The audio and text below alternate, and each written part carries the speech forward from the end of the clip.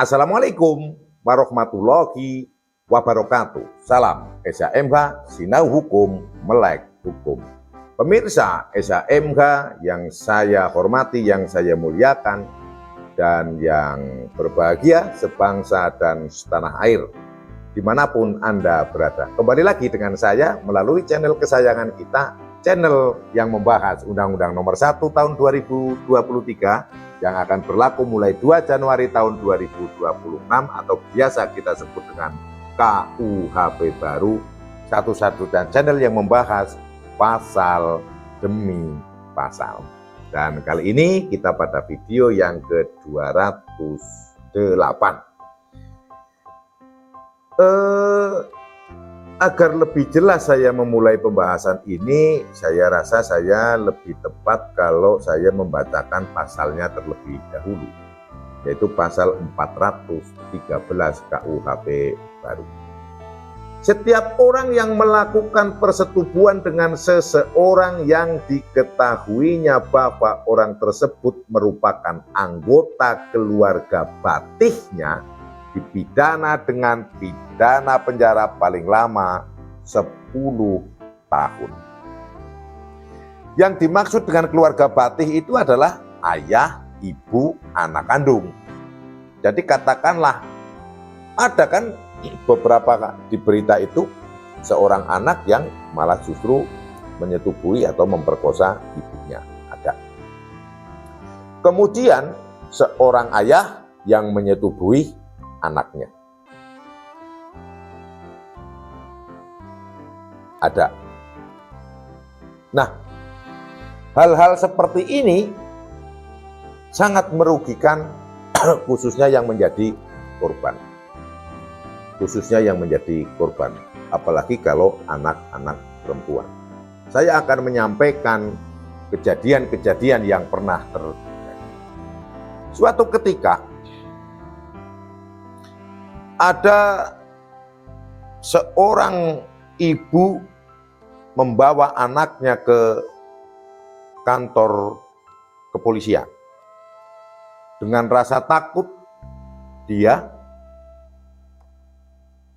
menyampaikan kejadian yang menimpa anak perempuannya. Waktu itu anaknya dalam keadaan hamil, kalau tidak salah 6 bulan. Setelah disampaikan bla bla bla bla, ternyata yang melakukan adalah ayahnya atau suami dari si ibu.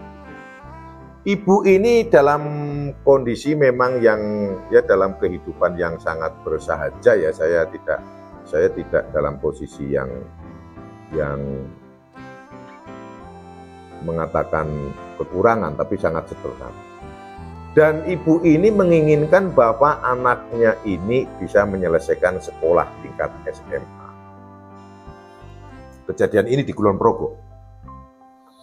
Kemudian disampaikan kan kalau seperti itu ya tetap harus diproses hukum kan. Bla bla bla blanya kan diproses hukum. Namun akhir ceritanya kesulitan juga memang pada waktu itu. Dan bingung si ibu ini. Namun akhirnya dilakukan proses hukum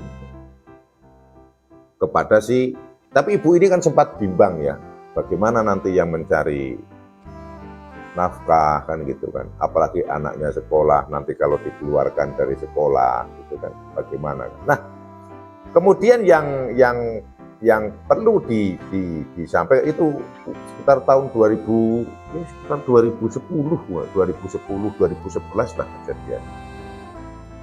Mohon maaf kalau bapak, ibu atau si anak ini melihat ini, saya tidak akan menyebutkan identitas ya.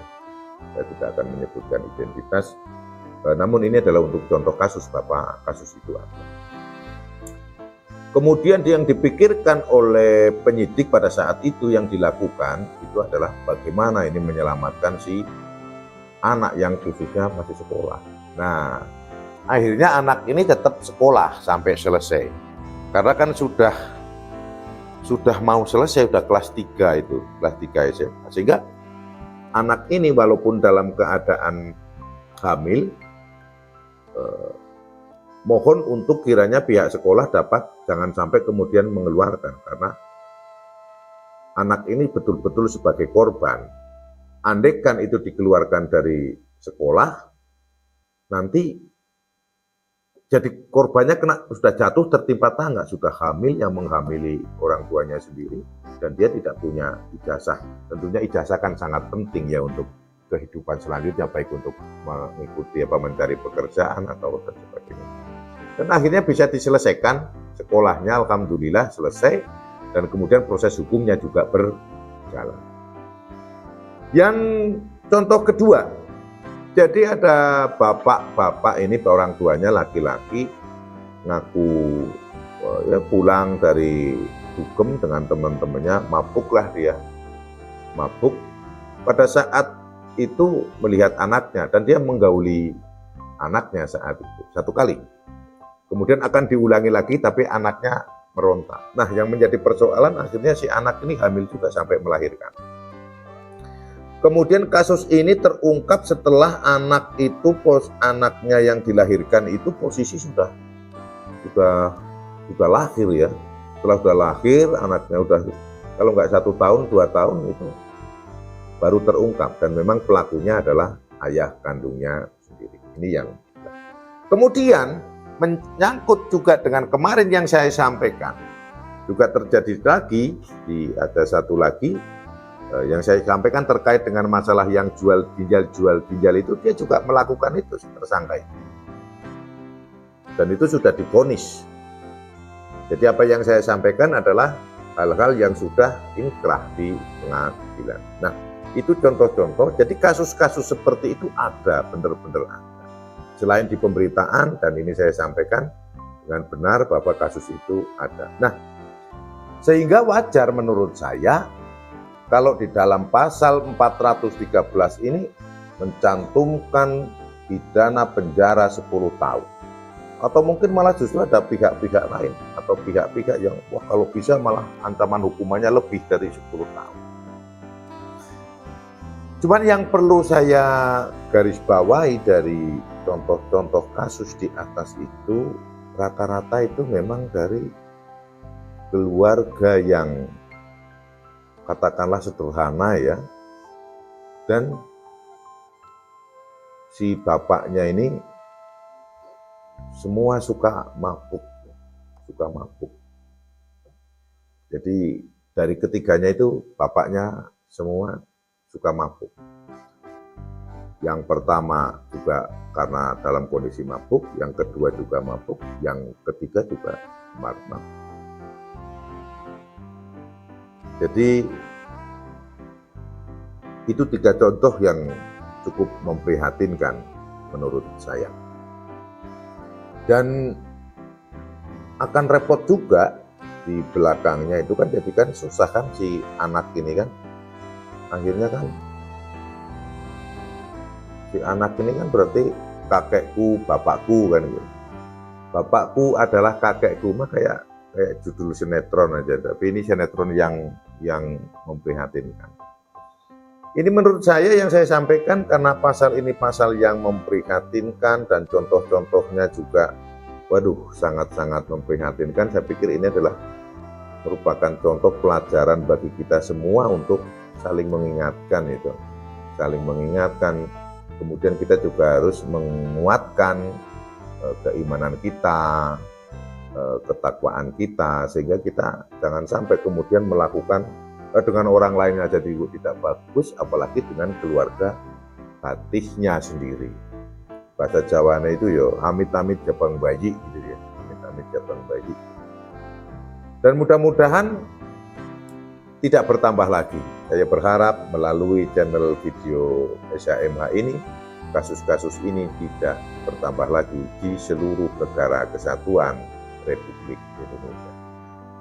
Saya tegaskan sekali lagi pasal 413, setiap orang yang melakukan persetubuhan dengan seorang yang diketahui bahwa orang tersebut merupakan anggota keluarga batiknya atau keluarga inti, ayah, ibu, anak, dipidana dengan pidana penjara paling lama 10 tahun. Dalam pasal ini tidak dicantumkan prosesnya, mau memaksa, mau tidak memaksa, atau bujuk rayu, atau mau sama mau, yang jelas melakukan persetubuhan dan itu dengan keluarga batinnya, yang melakukan ini adalah kena 10 tahun. Sehingga ada kemungkinan bisa kena hukuman kedua-duanya. Karena bunyi pasalnya adalah demikian. Kalau yang tadi yang satu yang kena hanya ayahnya kan karena memang posisinya masih anak-anak. Tapi kalau udah dewasa anaknya nggak kena dua-dua. Anak dengan ayahnya dengan anaknya atau anaknya dengan ibunya. Itu yang bisa saya agak kesulitan mencari kalimat yang pas ya untuk menambah keterangan pada video ini, maka saya pikir ya karena memang kejadian-kejadian ini saya tahu betul sehingga waduh rasanya gimana gitu kan, rasanya udah prihatin sekali lah, menyedihkan sekali keadaannya. Maka mungkin saya akhiri video yang ke-208 ini terkait masalah pembahasan tentang pasal 413. Apabila ada salah yang saya sampaikan mohon dimaafkan dan dimaklumi. Dan untuk contoh-contoh tadi saya juga mohon dimaafkan, namun demikian itu sudah inkrah di pengadilan dan sudah diumumkan oleh pengadilan. Dan kita berdoa mudah-mudahan sudah tidak ada lagi kasus-kasus yang seperti ini. Salam SHMK, Sinau Hukum, Melek Hukum. Wassalamualaikum warahmatullahi wabarakatuh. Terima kasih.